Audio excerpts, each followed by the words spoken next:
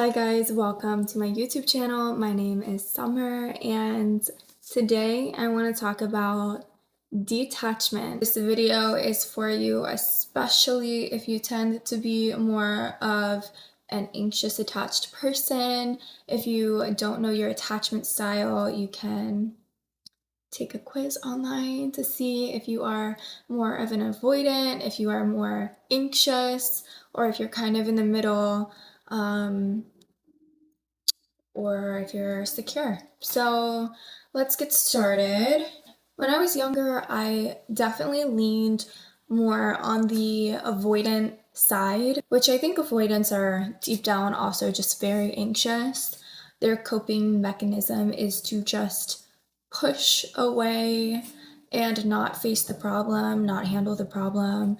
And so they just push everyone out of their life. If you're more on the anxious spectrum, then you tend to try to control the dynamic in the situation and hold on to it. When you can learn how to let go and let go of that control, because control is not real, control is really just an illusion.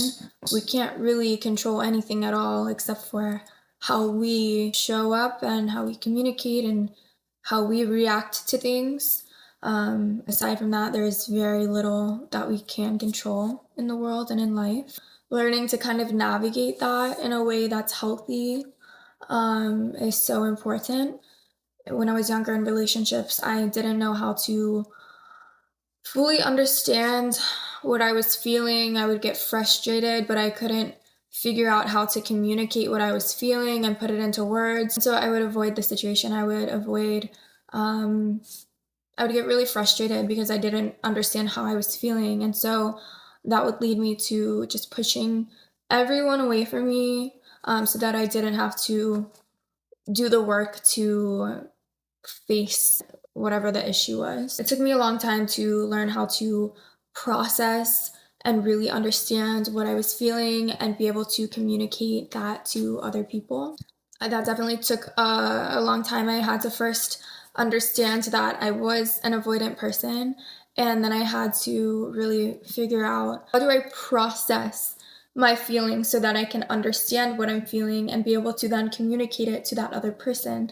And I found that not reacting very quickly, taking the time to reflect, taking time to have space, and journaling is something that really helped me. Writing out what I'm feeling, that really helped me understand myself and learn how to put everything into words. I feel like communication can still be a difficult thing, especially when it's kind of a heavier topic. I also found that with being more of an avoidant person, especially when you are dating someone who is very anxious, because I have been on both sides, I would say that I now tend to lean more on the anxious side, whereas before I was extremely avoidant. And when I was very avoidant, I would tend to attract very anxious, clingy people. When you do need space, because avoidants tend to need a lot of space and time by themselves, it's so important to tell your partner, okay, I need some space right now, but I will be back. And I give a time frame, like I will be back in this amount of time, and to work through the problems and talk through it. Because before I would just go MIA, like I can't talk right now. And they would get so stressed out because with anxious people, they need to talk about it right away. They need to fix it. Whatever the problem is, they want to fix it. That's how I am now. Like if there's a problem, I just want to like fix it right away. I don't want to sit and linger in it. Sometimes I do need to take some space to think things through, write things out, reflect. Sometimes I can't immediately work something out. I need to like process it and understand and figure out how to communicate it effectively so that it's a productive conversation. It's like so important to give a time frame in that dynamic, because anxious and avoidant relationships can work. It's just more difficult, and they do tend to attract each other. Unfortunately, opposites attract. So yeah, I would say, hey, I need some time to think about this right now, but I will be back in a couple hours. Like, I'll be back at 2 p.m., whatever. I'll call you and we'll talk about things. If you can just give me that space. And that I feel helps so much because then they're waiting and expecting on that time to be able to communicate and work things out together. Otherwise, when they're just in the unknown, that's just going to make things so much worse. So now I would say that I went from being very, very avoidant. I would just cut people off like it was nothing, um, and not work through things. It was just easier for me to cut off a relationship work out, uh, than to communicate and to work the problem out. Now I almost over communicate, and if something's pressing on me, I just want to get it out. But I always try to make sure that I go about it in a way that is productive and gentle and sensitive and not attacking.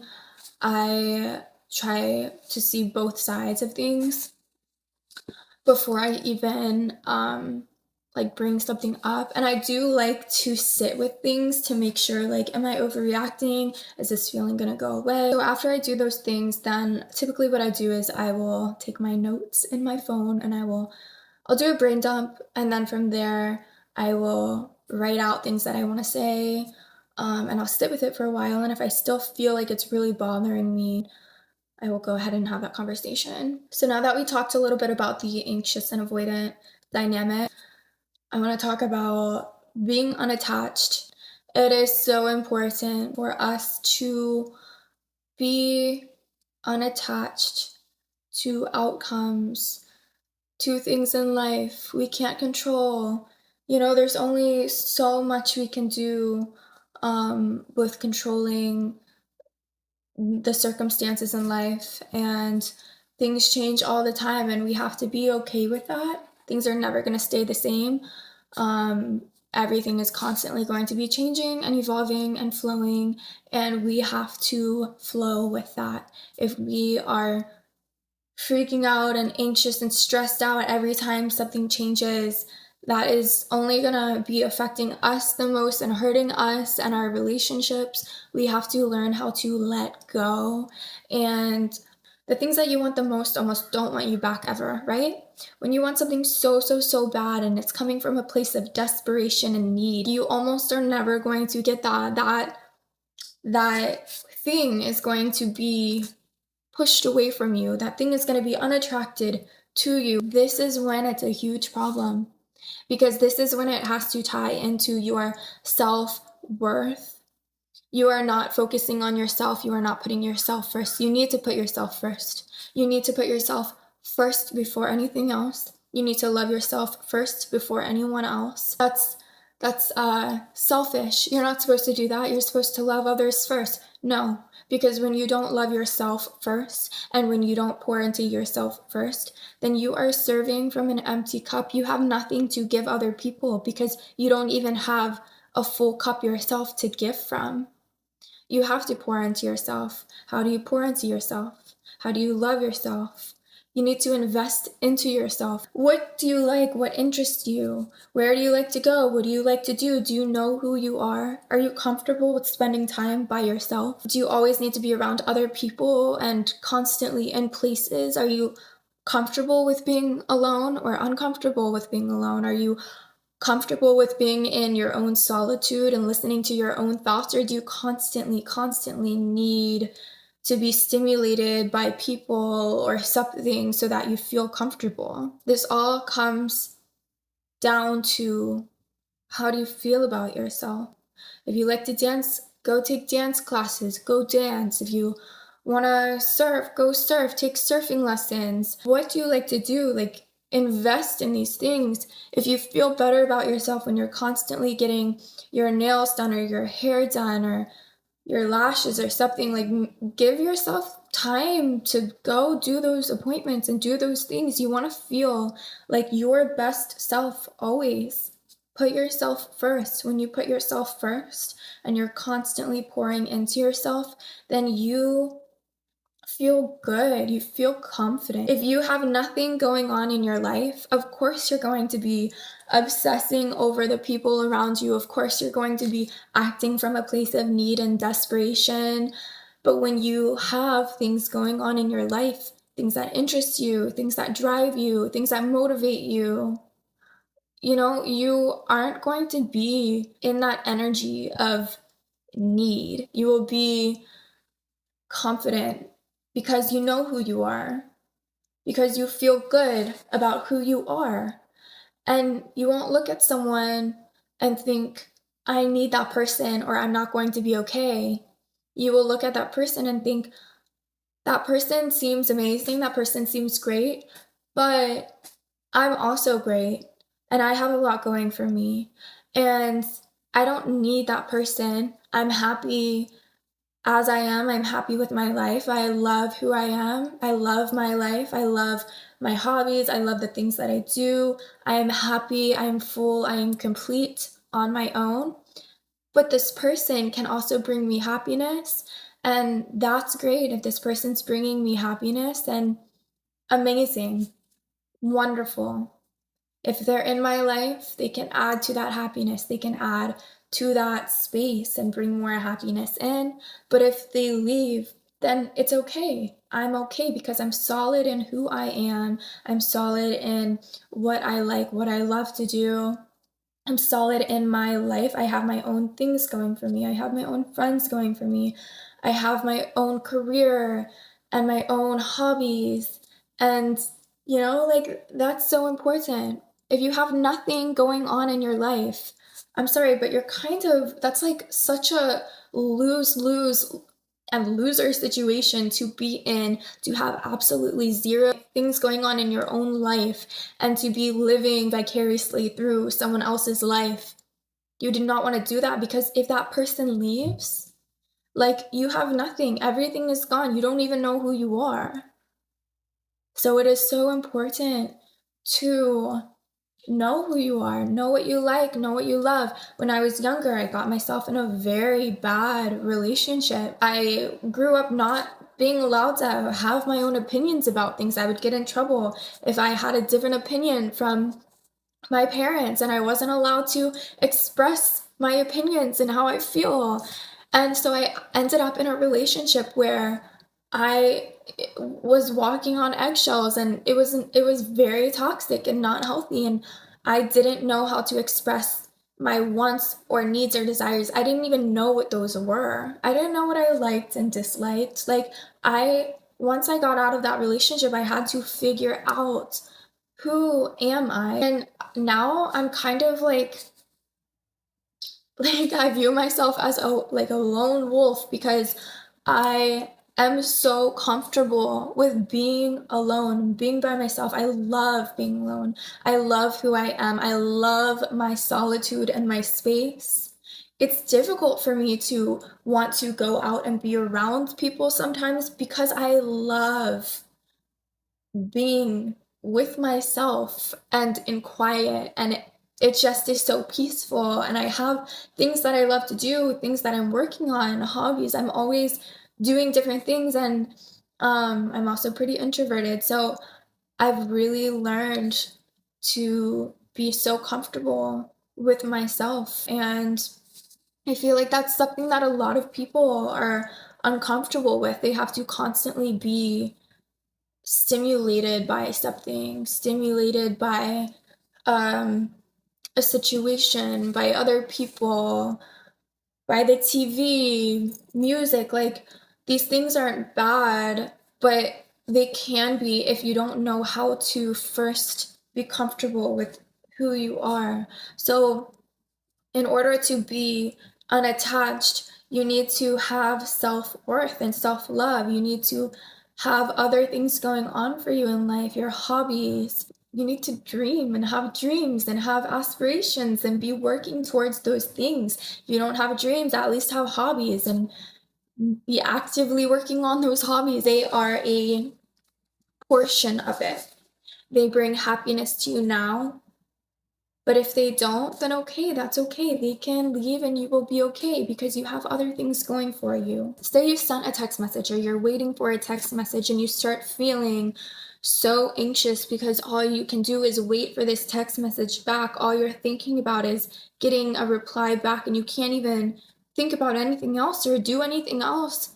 You have to learn how to rewire your brain, rewire the neurotransmitters in your brain. You're following a pattern of abandonment wounds. So when you're feeling triggered, sit with yourself, close your eyes, hands over your chest, breathe like I am safe, I am love, I am seen. Like, talk to your inner child, I love you, I'm here for you. Your brain is viewing this situation as a threat in your body, that which is very a primal response from when we had to protect ourselves from actual danger and death. But now it's things like, our abandonment wounds kicking in from our childhood wounds that we haven't healed yet. And so now all of a sudden we're getting these feelings in our body and we are on high alert and we have to protect ourselves. You will always be with yourself. You have to have your own back. That doesn't mean that sometimes you're not going to be triggered. We all are going to be triggered about things. But when you're in these situations where you're waiting for that text message back and you're in fight or flight, feel triggered, and like all you can do is wait on that reply. No, put your phone down. No, distract yourself. Go do something. Invest your time and your energy into something else. When you have things going on in your life, you're not so heavily focused on like one specific thing. I guarantee that if you go play tennis or go do something that you enjoy doing, it doesn't have to be tennis, but if you go do something you enjoy doing, you're not going to be thinking about your phone the whole time. You're going to get invested in that other thing. And your energy is going to be pulled back to you, and it's not going to be so heavily dependent on the outcome of that person replying to you. Rewire your brain to not feel so triggered. You need to do things that self-soothe you and regulate you. You want to learn how to self-soothe so that over time you're not so dependent on these external people and things to make you feel better. Because if every time I send a text and I'm so anxious until I get a respond, that's so stressful. That's so the energy. It's back and forth, back and forth. No, we want to take the energy. We want to keep it. Bring it back. I call my energy back to me. Shift your focus inward. Meditate, journal, write, take a bubble bath, do a face mask, and paint paint your toenails. I don't know, like pet your dogs. Also, I think it's so important to let people show you who they are. And what do I mean by this? Don't try to control what they do and the outcome of things. Let them over time show you, because they will. And if you're sitting there trying to micromanage and control everything, they're going to be putting on a persona. You don't want that. You want to see clearly and in rawness who they are and who they are at their core, because you want to see if you're aligned or not. And if you're trying to control and micromanage everything, like the outcome is never going to be good, because at their core they still are who they are, even if you try to control them and tell them they can't do this and can't do this and can't do this. If they want to do that, they're going to do that at some point. Another really important thing is that when you do miss out on an opportunity, or you didn't get the job, or you lost the person, they left. So many times we think, oh my God, like I lost that. I wasn't good enough for that. I'm missing out on that. No, that wasn't meant for you. You were not aligned. You were not an energetic match. When you try to force things that are not for you, the outcome and the situation is never going to be good. I remember when I've wanted something so bad. I've wanted a place to live so bad, and I forced a situation, when it wasn't meant for me. That whole situation ended up being so bad because I forced an outcome that was not meant to be mine. But when you let it go, now if you believe in God, whenever I want to make a decision, or I'm looking for a new place, or there's a job opportunity, I pray, like, God, if this opportunity is for me, let it be so clear. And if it's not, I pray that you will just close the door so quickly. And God has done that so many times. And when the door has been opened, it has always been a huge blessing. It has always brought so many blessings forth because that was meant for me and I was aligned with that specific thing. You have to redirect that automatic thought as um it's not a loss, it's redirection. Rejection is redirection and protection. For so many of us, specifically with anxiety, it is so hard to remain in the present moment. But this is also so important to do because when you're constantly in a state of future thinking or in the past, you're always going to be operating out of a place of fear instead of peace and alignment. Attachment often projects itself onto the future, like what is going to happen. I'm afraid of this happening in the future. What if this happens? But what if it doesn't? Like, bring yourself back to center, ground yourself. That hasn't happened yet, so why worry about it? Like, it's easier said than done, but like, worrying is worshiping the problem. And when I learned that, I'm like, that is so true. Like, I need to bring myself back to center, back to the present moment, and be grateful for what I have now. My life is so beautiful. I'm so grateful for everything that I have right now. I think a first really good step is to have the awareness of when you are gripping on, when you are holding on to a circumstance, a situation, a person so tightly, and ask yourself, am I operating out of fear? Am I fully content with my life and who I am? And am I happy on my own? And am I okay with or without this? Why do I feel like I need this so bad? What is it in myself that I feel like I'm lacking that I need to try to get from something or someone else? You need to fill your own cup before anything else. Okay, you guys, I love you so much. You can be secure and unattached. And unattached doesn't mean avoidant, it doesn't mean cold. It just means that you are okay with what comes and what goes, no matter what comes into your life and what goes out of your life. I love you guys, and I will see you soon.